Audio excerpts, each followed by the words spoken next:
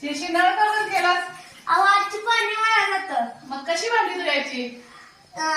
Bucket त्या bucket मध्ये पाणी घ्यायचं मग भांडी धुवायची. या बकेटच्या पाण्याचा नळाचा काय संबंध आहे? अहो नळानं पाणी वाहून जातं. बकेटमुळे पाण्याची बचत होते. बर, आता बकेट मध्ये घेऊन धुवायचं का मग? हो. चालतंय, तुझं ऐक.